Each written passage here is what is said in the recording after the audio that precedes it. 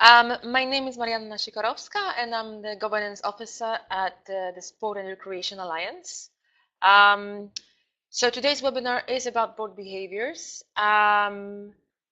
Perhaps some of you attended or watched the previous webinar about culture and values. It was run by my colleague, Rhys Jones. So those two webinars are in a way linked together.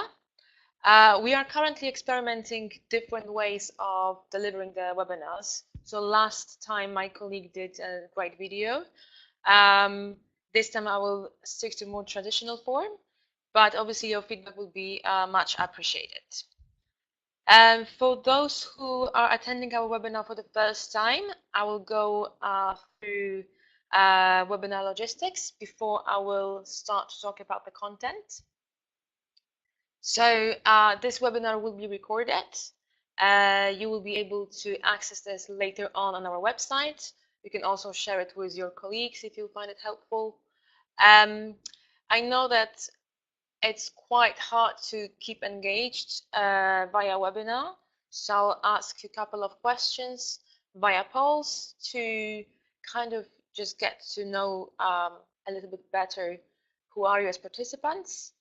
And finally, also feel free to ask me any questions. I will pick them up in the Q&A part in the end of the webinar. I will also switch off the camera. It's quite bright in London, but I think it's, well, you'll still be able to hear me, you just won't be able to see me, if that's okay.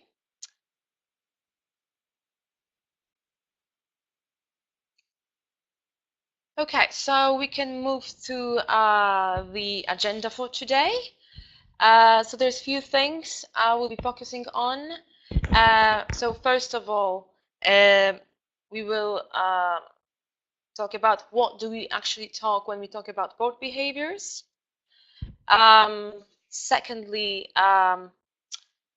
we will also go through the list of effective and ineffective behaviors and see which of those can benefit your organization, and obviously which of those will not be ideal for your organization.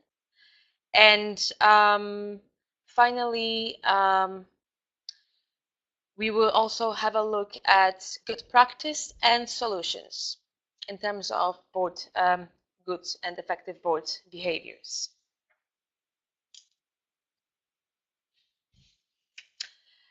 Before I start, I have the first question for you.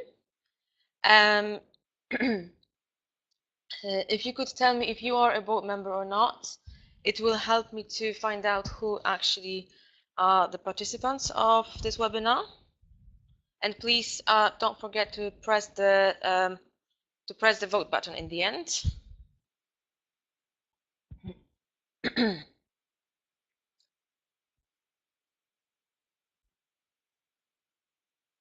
Okay, I still have one person did not vote.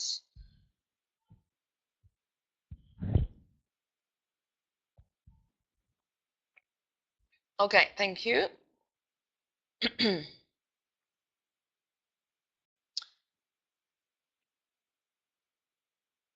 So as you can see, nearly all of you are board members. Well, that's good. I hope that also you will be able to share some experience afterwards and during the webinar.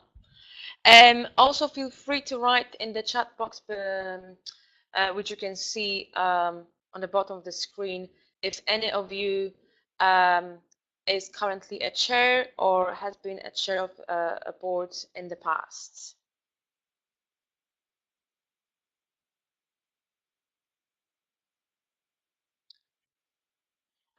So usually when I talk about board behaviors, I would imagine, and I'd like you to imagine, to see a group of people that are in the same room, sitting around the table.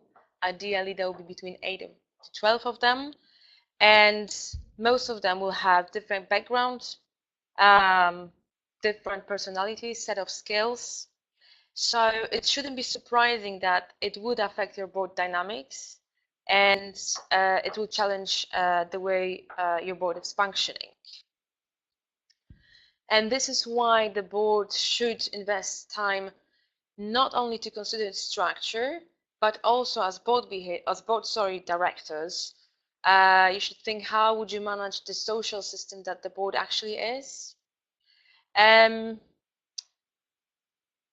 It happens that when the board is not functioning well, there's this tendency to seek the solution in its structure.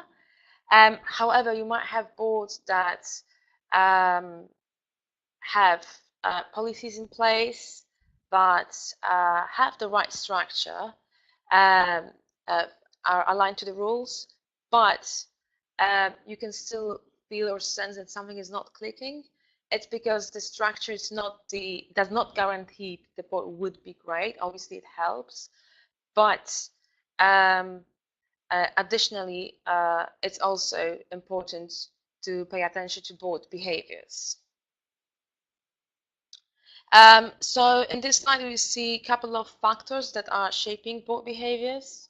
So basically, also from what I noticed is what makes a good board great, or what basically makes one board kind of exemplary, is that they are robust and effective social systems.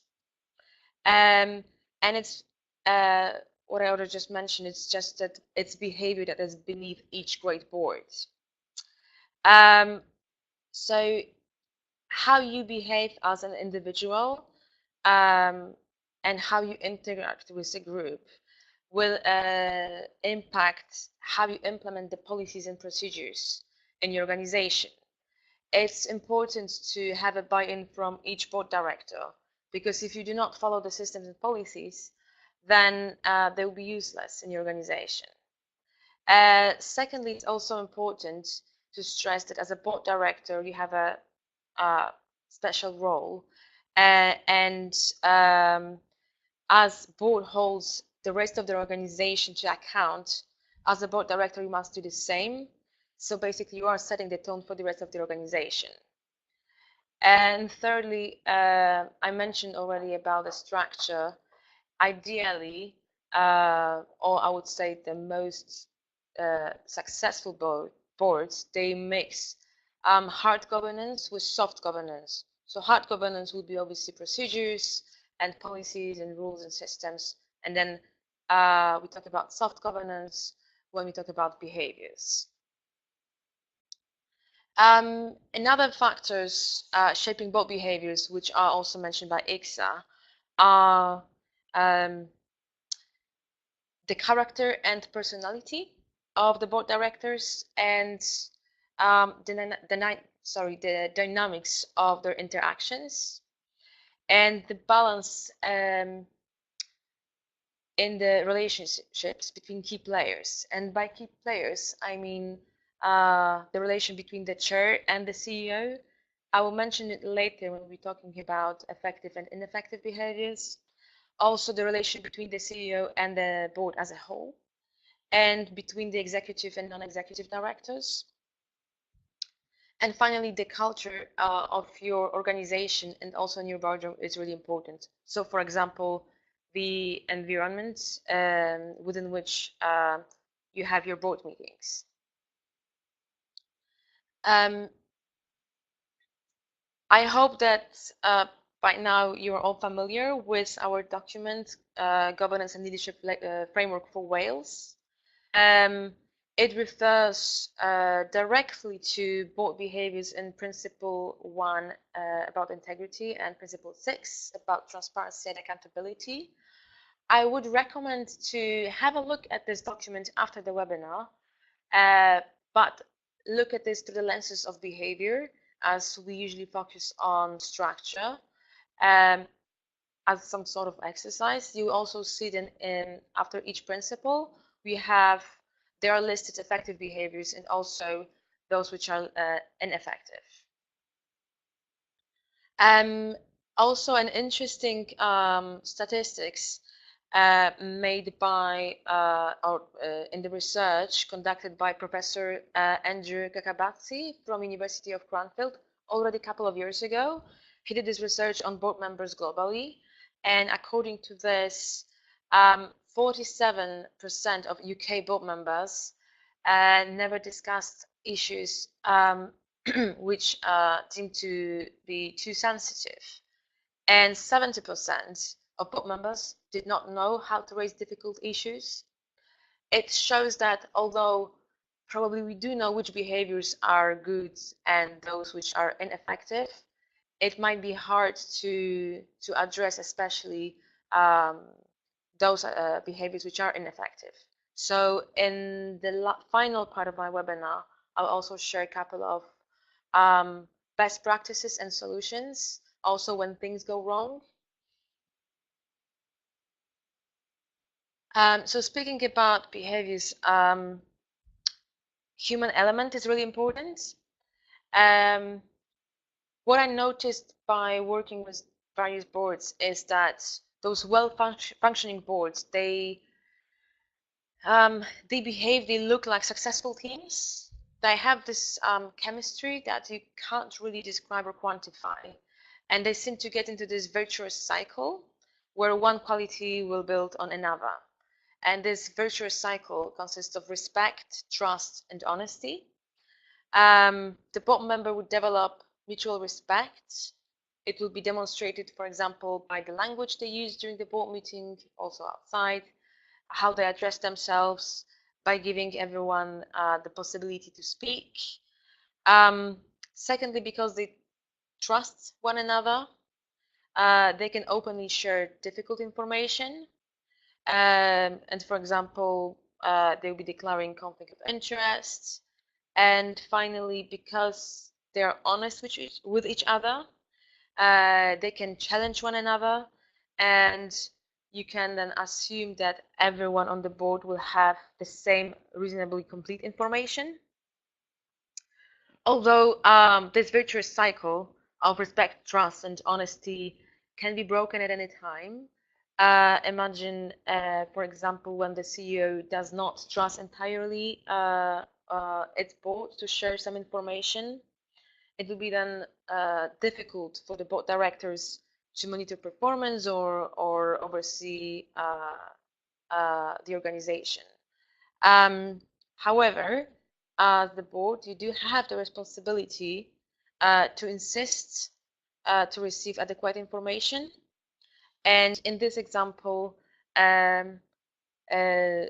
think getting back to trust, so sharing, having this culture of sharing difficult information openly will be one of the good solutions. And also you might, for example, introduce anonymous surveys to get the feedback from board directors after the board meeting. It doesn't have to be after each board meeting, but if you see that one of those elements of virtuous cycle is not right, you can always suggest to have this kind of feedback. It's anonymous, and it can be an option to show or share what do you think might not work well. So if you feel that you do not have enough information. So this links to getting to the list of effective and ineffective board behaviors. We will start with the effective ones. So the list is not exhaustive, although it's already quite long. And this one is based on our GLFW document. I just picked it up from different principles. So obviously you can get back to the document. I will not go through each of the effective board behavior. I will just focus on a few of them. And if you have any questions about those, please let me know right now or later on in the Q&A session. So I would quickly mention the first one. So following the agreed principles of good governance. This links to the structure, but also to what I said before, that the buy-in from each director is really important. Otherwise, if the procedures and rules are not followed, they are useless. The second one, declaring a conflict of interest. It's self-explicit. However, it links to trust and honesty. So imagine that one of the board directors actually did not declare the conflict of interest, and it can affect the dynamics on the board. Um, as you might think, well, we should work together. And if you cannot trust someone, how you can, for example, take decision together. So that's why it's mentioned in here. Being objective, it's basically you should not, as a board member, your role is not to promote your individual views or interests. You're here to make sure that you help the organization and you think about the best interest of your organization. And then number 7, not keeping quiet if you have any concerns. So basically, in a healthy board, you would challenge one another, especially to avoid the groupthink. It's it still sometimes amazes me that you might have directors on the board which are, without exception, intelligent, accomplished, and comfortable with the power, but when they are put together on board, they tend to actually approach this groupthink. And well, as I said, it's not ideal. You don't want to agree on everything all the time. You want to challenge your other directors' views or approaches, and in a healthy board, the chair will also encourage dissent. And then finally, number 9, publicly supporting board decisions, although you might have a personal view or opinion which is different. So here, I just wanted to stress the difference between dissent and disloyalty. It's not about who actually wins, but to come to new conclusions. And then the list of ineffective board behaviors. Again, it's not an exhaustive list. You can find those ineffective board behaviors in the GLFW document. So the first one, pursuit of individual goals and personal status. It's basically the opposite of what I just said about the effective board behaviors. And it also links to representing the interests of the group who elected you or that you belong to. If you do so, it will basically bring the board away from the collective success. And again, you're not on the board to promote your personal view. Also, avoidance of accountability. So some boards just don't feel comfortable, and then they have this need to avoid interpersonal discomfort from holding accountable one another. Lack of commitment. It also links to a lack of buy-in, and basically, if the board member is not committed, it's also probably not motivated to be on the board, and it makes it more difficult to stick to the decisions that you took as a board. Spending a lot of time on discussing operational details, well, it's ineffective as this is the role of executive directors. And again, it takes the board away from what's really important. Number 5, fear of conflict and absence of trust. These are two separate behaviors, but I put them together because they are linked one to another. So fear of conflict, it's for example, when you ignore any personal disagreements or conflicts between directors to preserve artificial harmony, and then absence of trust, it's basically about not willing to open yourself about something because you fear to be vulnerable and perceived like that with others. However, as a board director, it's completely understandable that you don't know everything and that you can ask questions. and admitting that you don't know some information should not make you feel worse or less competent. And again, if on a healthy board, it should be appreciated that you ask questions. Um, and then finally, not conducting regular performance evaluation. Well, this is basically self-destructive. Um, it's not only for organizations, but also people cannot learn without feedback. And also be reminded that governance is a continuous process. So if your last board performance evaluation showed that maybe the majority of things goes really well in your organization, maybe in the meantime your chair is about to leave, or you need to actually have a look at your succession planning, because you might have end of board terms for a couple of directors. So having this regular board performance evaluation definitely helps, and not having it, it's one of the ineffective boards behaviors. Um, so I have another question for you. Based on this list, is there any other positive or negative behaviors that you would add to the list? If there is, I will maybe not do it in this via this poll, but you can write it in the chat box below. It will be easier. So feel free to do it right now, or throughout the session as well.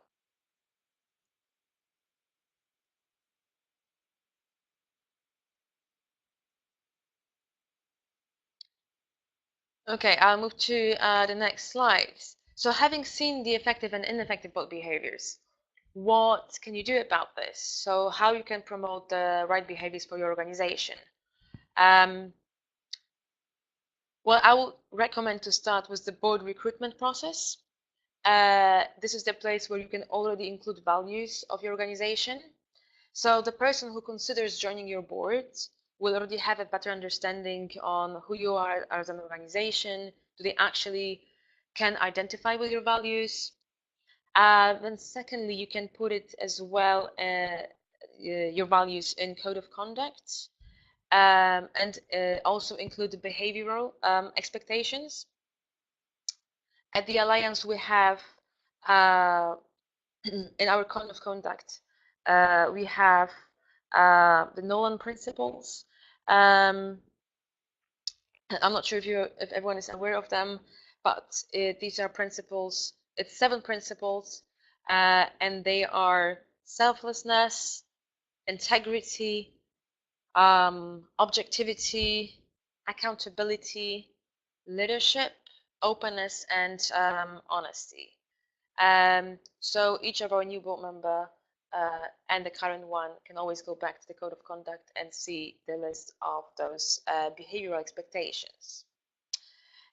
Also, in board induction, it's important to include not only the role and tasks for each director, but also for include the role of the entire board and the board conduct. And it's another place where you can put values and culture. And what's also important is to make sure that each of the current board directors can explain it to the new director or the potential director.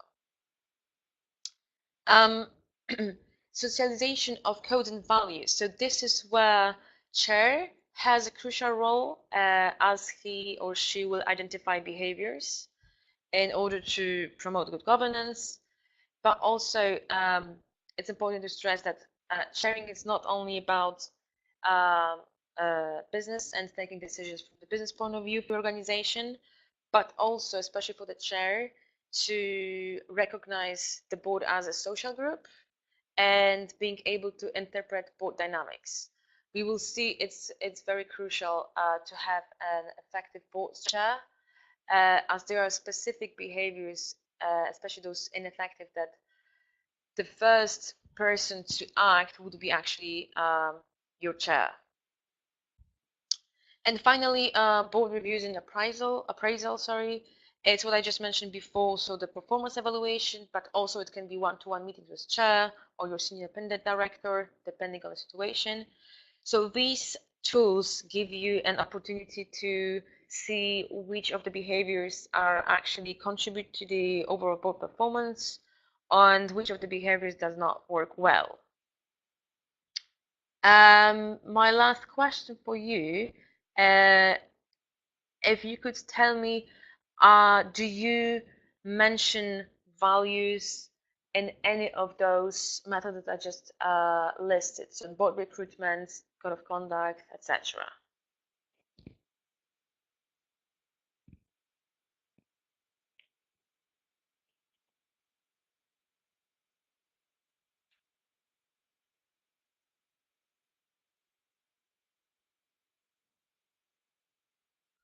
Okay, I still have a couple of people voting.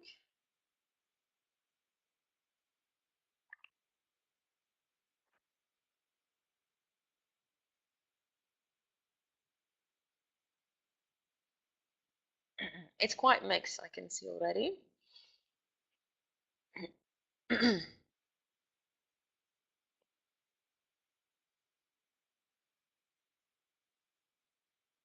Okay, I think everyone who wanted to vote already did that.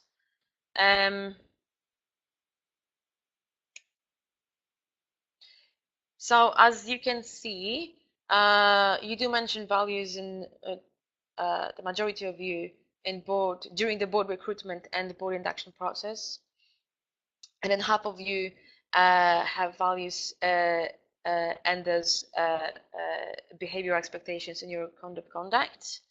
I think that okay, no problem, Siobhan.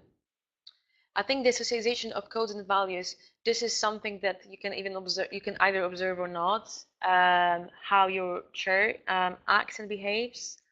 And then in the final one, the board evaluation, well, consider adding questions regarding board behaviors. So what we do um, at the Alliance when we perform board evaluations or board audits, we have questions uh, where we ask board directors to specify top three good behaviors and then top two behaviors that they can be improved.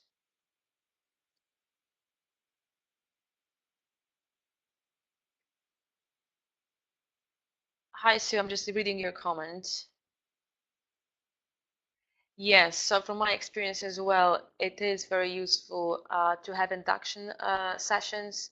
And as well, I know that sometimes it can be overwhelming to have a lot of documents, but some organizations tend to uh, divide it into chunks.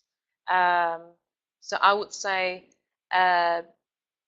definitely keep the values and behaviors in the board induction. It doesn't have to be the very first document that you will share with the board director, but probably one of the first ones so they know who is the new organization they just joined. Okay, so let's move to, I think, the final part of the webinar. So it's a good practice. So we've seen the list of effective and ineffective behaviors. And as you can see before, the research which was done by University of Cranfield, it is actually difficult to probably do something about ineffective behaviors. But I would first focus on the best practice, so things that you can do to make sure that the effective behaviors will be on board. So first one is constructive challenge. So basically having on board this culture of constructive challenge. Um, so the directors should not, or as a director, you should not shy about expressing your opinion. And discomfort isn't a bad thing. Um, You can discuss difficult ideas and question approaches, and if it's done in the right way, it will be beneficial to your organization. It can also help to reach well thought through decisions.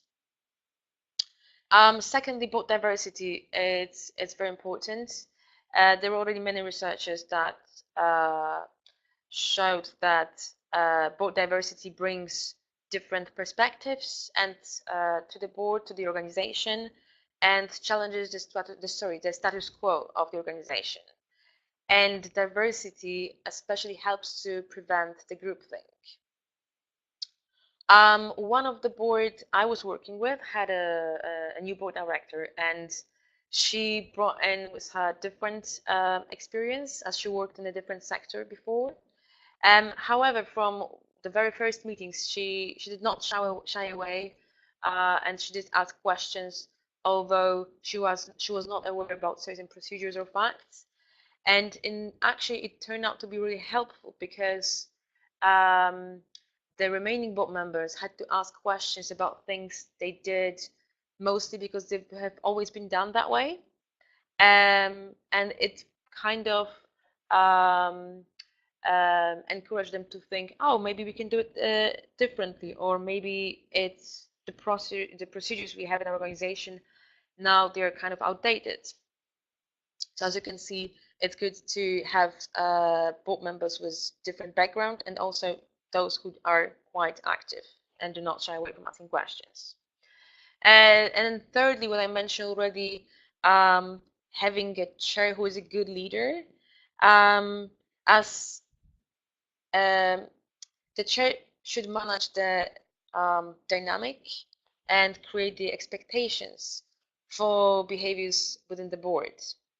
Also, the relationship between the chair and the CEO can impact greatly on good governance. And the chair should scrutinize and also hold accountable the CEO, but at the same time should offer the support and the possibility of an open and regular dialogue. I will mention a little bit more about the role of the chair in the next slide. And finally, respectful conduct. So a healthy board will not always agree, but it's the way in which you disagree will make a difference. So it can either lead to healthy tension and debate, or it can create conflict and make atmosphere really unbearable. Well, here you can, if let's say some debate will go into really very tense atmosphere, you can always relate to those Nolan principles or code of conduct, or again, you will see it's also the important role of the chair to intervene. So what to do when things goes wrong? I have a couple of possible solutions. Perhaps you might have different ones, so also feel free to comment that in the chat box. So if you have an ineffective chair for whatever reasons, it might be good to start by outlining your concerns to the either senior independent director or vice chair in your organization. It's actually the responsibility to, once they were made aware about issues with the chair, it's the responsibility to act on it.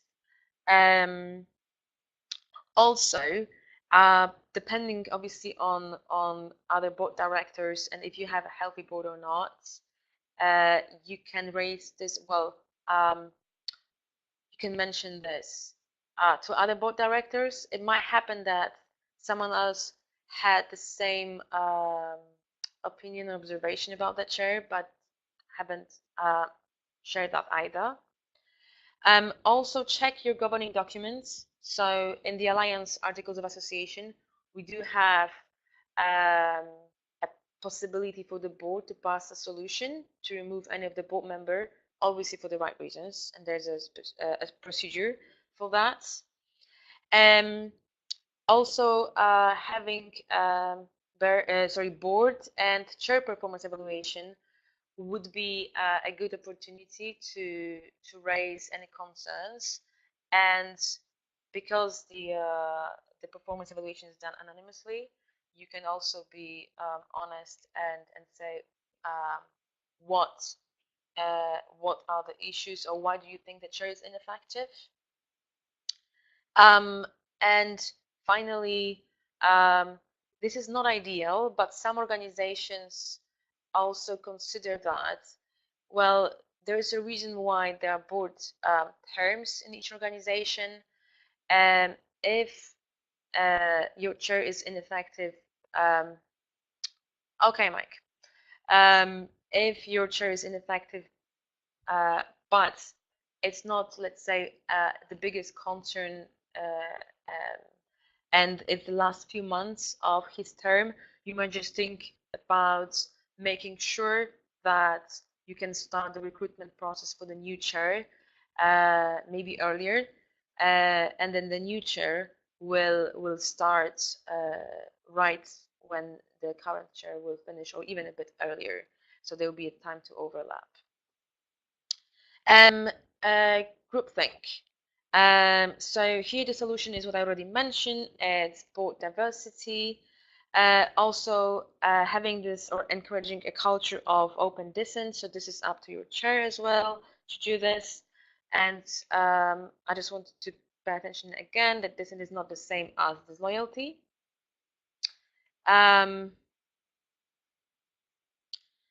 Challenging one another, and also if it's important task for the chair, if there are any board directors which are more silent, so he or she, the chair, will ask them for their opinions and ask them to justify their positions.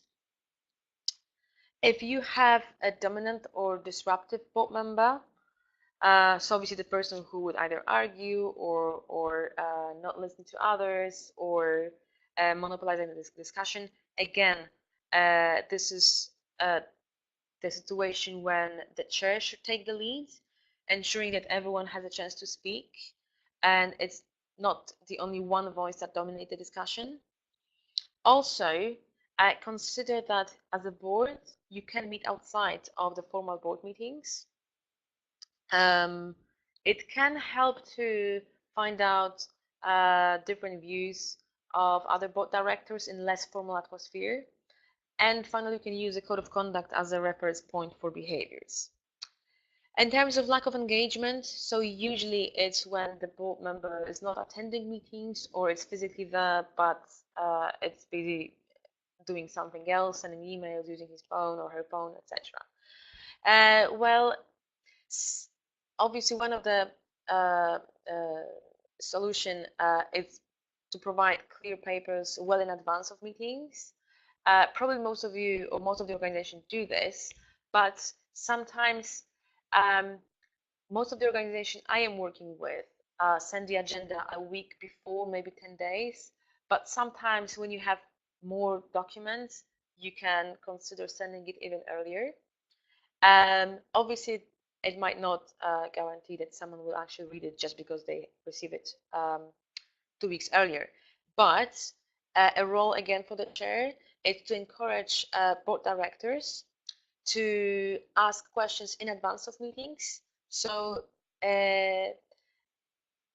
like this, you can, it's kind of, you can force directors to read some documents, but also it can help them to prepare better for the meeting, feel more confident, and understand a specific issue.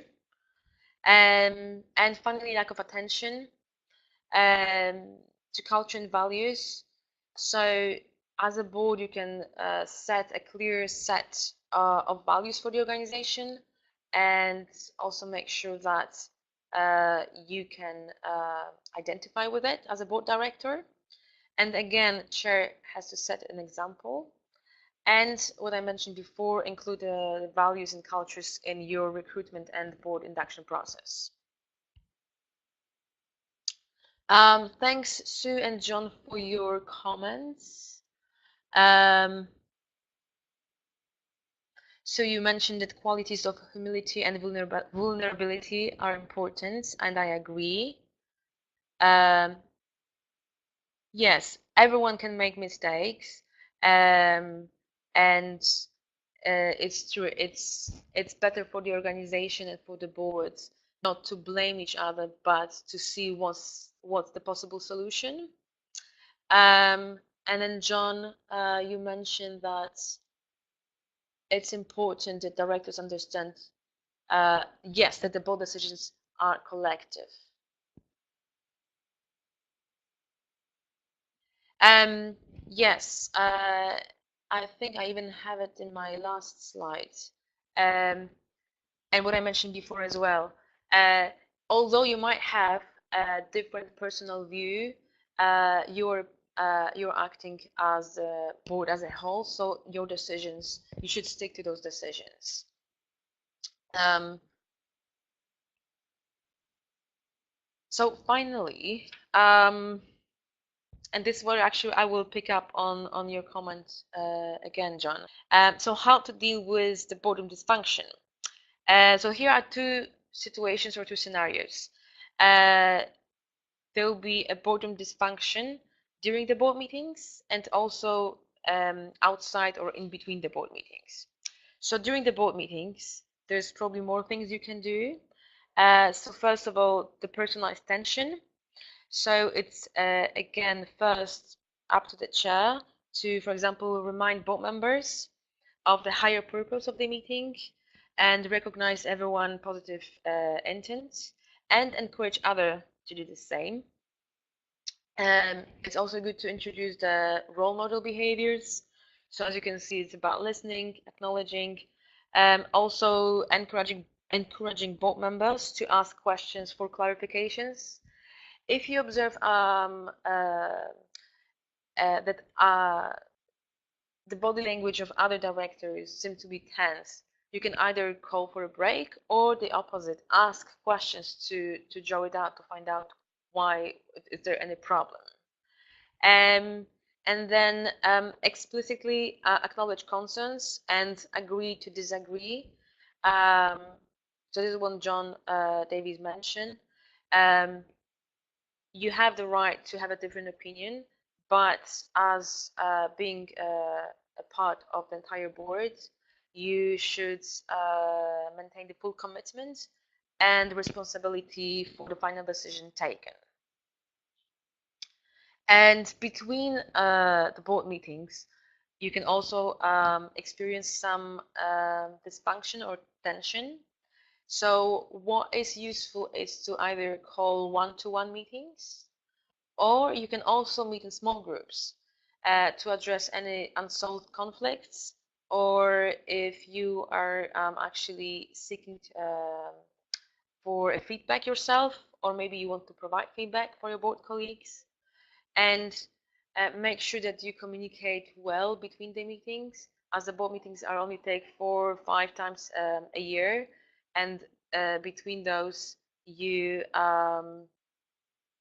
might have a very limited possibility to discuss certain things. As I've been talking a lot, so thank you for your patience. The last thing as a wrap up, I just want to share with you 6 traits of effective board members. It kind of sums up things that I already mentioned today. So as a director, you should at least well, be motivated and interested. So consider your reasons before applying for joining the board, but also once you're on the board, should be willing to constructively challenge each other and be obviously interested in the well-being of your organization and staying positively engaged. And also, well, it's your role to help the organization to perform better, and that's when you want to contribute with your skills and experience. And also, sometimes we can read it's about possessing the courage to do the right things for the right reasons.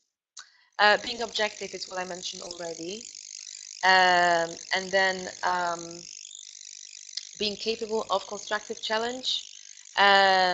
And also, so this links to avoiding the group thing, but also it's very important quality for the director to possess the independent perspective and way of thinking.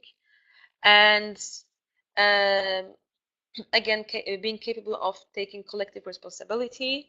So this is what I think you're also discussing in the chat box. And finally, being prepared, which means it's not only reading the documents and attending physically the meetings, but also asking questions, make comments, think of other possible solutions or potential threats to your organization. Um, and I think finally, uh, successful boards, they combine the fulfillment of legal duties with effective board behaviors, and that's how they can achieve the best possible outcome. That's it from my part. I see that there were also comments from Peter and Johan. Not sure how to pronounce your name, sorry. Okay, so you mentioned about uh, sticking to the decisions made by the entire board in the area of finance. I think it's in each area, to be honest.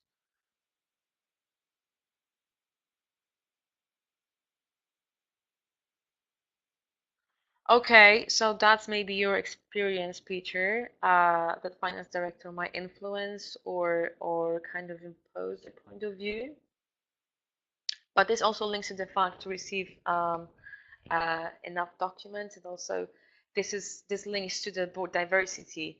It's good to have someone with financial background on board. Otherwise, some boards can rely too much on financial director.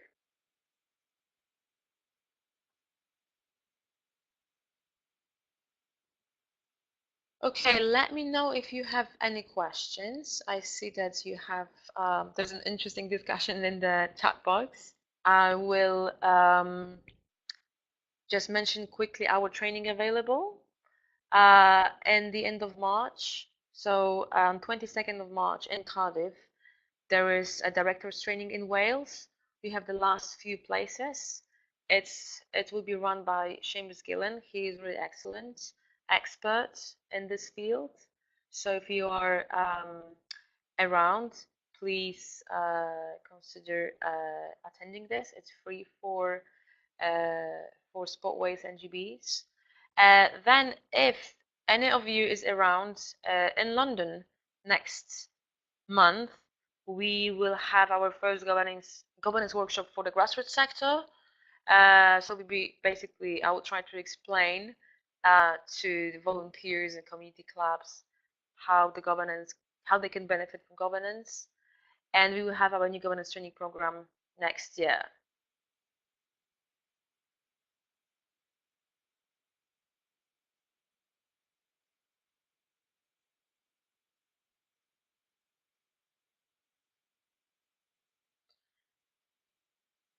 John, probably yes and no. Um, it's good to have experts in certain fields on boards, but this is also why I was mentioning not to shy away to ask certain questions. Obviously, if you have an expert, you might think, oh, this person knows best, but maybe another director is longer on board and will be able to kind of marry the knowledge of one expert with the current situation in the sector.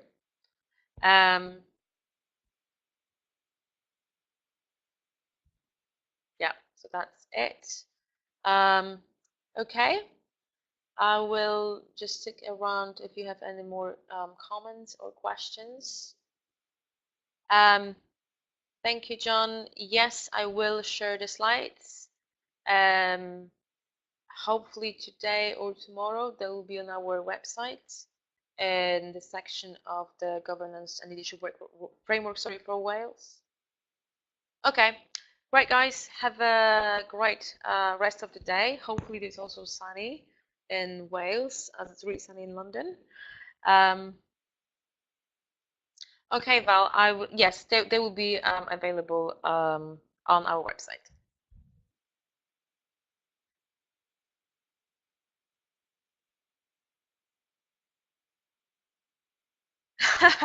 Well, great. It's not always it's not always sunny in London, so I hope I will be able to enjoy my lunch break on a Saturday. Okay, guys, thanks a lot. Thanks for being so engaging. And if you have any questions, here's my email. Feel free to let me know if there anything that you might need. Also, sorry, one more thing. We are right now coming to the end of the Spotways project, and we should have an update very soon uh, about what's going next. But definitely, this information will be published by the Alliance and by Sport Wales anyway. Okay, have a nice day, everyone. Bye.